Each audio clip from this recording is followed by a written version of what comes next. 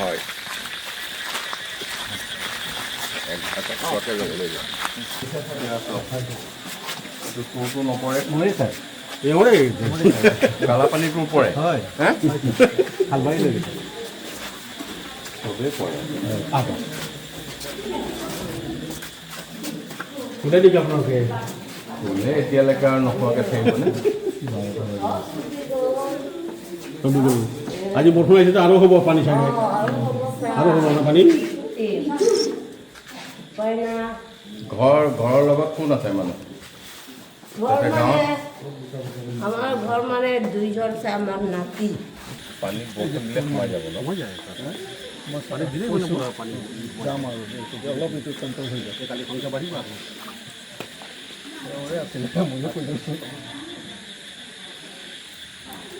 এই গাঁওখনত মুঠতে মানুহ কিমান পানী সোমোৱা নোসোমোৱা মিলাই কিমান যিটো সোমাল আৰু নোসোমোৱা মানুহৰ ঘৰে মানে কালাপানীটো চবৰে ঘৰতে সোমাইছে আপোনাৰ 76টা ঘৰ তাত আৰু মানুহ আছে 328 জন সম্পূৰ্ণ সোমাইছে ইয়াতে কেইঘৰ আছে বুলি ক'লা আমাৰ হেৰি অহা নাই নেকি राजेश चंद्रे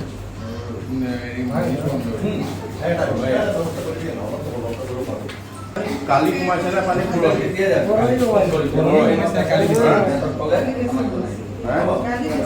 কালি বেছি রাস্তা লেভেলে গৈছে কালি একদম ঘৰত ইমান ঘৰৰ বিটিত ইমান পানী আছে একেবাৰে পানী ঘৰৰ মুখলৈকে পানী কলকাতাত নৌকা বনোৱা আছে কলকাতি সেইটো নৌকাত আমি আপডাউন কৰি আছোঁ মানে ঘৰটো চাব লাগিব না কলগছ কাটি নৌকা বনাই লৈছোঁ নৌকাত আমি যে হেৰি কৰি আছোঁ মানে ঘৰটো মানে চাই আছোঁ উপায়টো নাই চাই আছোঁ উজনি অসমৰ পৰা আহিছিলোঁ আমাৰ উজনি অসমৰ যি বিদ্যালয়সমূহত বানপানী হৈছিল তাৰ এক সাহায্য প্ৰদানৰ অনুষ্ঠান মাননীয় মুখ্যমন্ত্ৰীয়ে ব্যৱস্থা লৈছিল আৰু তাত উপস্থিত থাকিবৰ কাৰণে মই আজি ৰাতিপুৱা আহিছিলোঁ আৰু এতিয়া পুনৰ মই উজনি অসমলৈকে ঘূৰি গৈ আছোঁ ঘূৰি আহোঁতে মই এতিয়া কলিয়াবৰ বিধানসভা সমষ্টিৰ অন্তৰ্গত আমনি হাইস্কুলত যিটো কেম্প তাৰপিছত বিজুভেলী স্কুলৰ যিটো কেম্প আমগুৰি আঞ্চলিকৰ মানে আমগুৰি অঞ্চলত থকা বিদ্যালয়ত প্ৰাথমিক বিদ্যালয়ৰ কেম্প আৰু এই বাপুজী স্কুলৰ যিটো কেম্প আটাইকেইটা এই 4টা ৰিলিফ কেম্পলৈ আহিলোঁ আৰু ইয়াত আমাৰ জিলা পৰিষদৰ সদস্য অনিল ঠাকুৰকে ধৰি আমাৰ পঞ্চায়তৰ সভাপতি পঞ্চায়তৰ কাউন্সিলাৰ সকলো সদস্য ইয়াত পূৰ্ণদমে লাগিছে আৰু আমাৰ কলিয়াবৰ মানে সমজিলাৰ আয়ুক্ত ইয়াৰ চাৰ্কুল অফিচাৰ আৰু গোটেই ষ্টাফ গাঁওবুঢ়া গোটেইখিনিয়ে ইয়াত এই যোৱাকালিৰ পৰা উদ্ধাৰ কাৰ্যকে ধৰি সকলোখিনি কাম সম্পন্ন কৰিছে আৰু তেখেতসকল আজিও এতিয়া আমাৰ লগত উপস্থিত আছে আমি চেষ্টা কৰিছোঁ যাতে সেই অঞ্চলবিলাকৰ কোনো মানুহৰ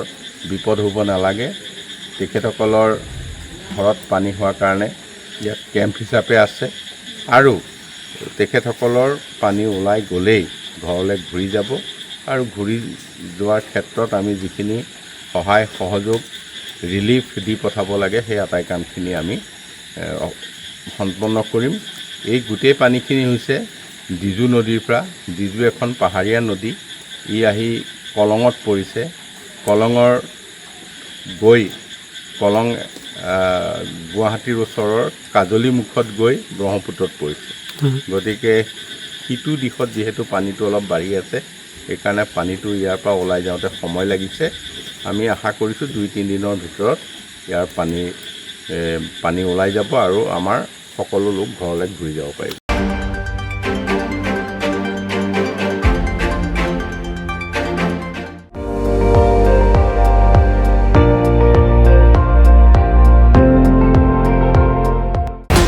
আপুনি চাই আছে ND24 সৰ্বশ্ৰেষ্ঠ নহয় সৰ্বোত্তমৰ দৌৰ।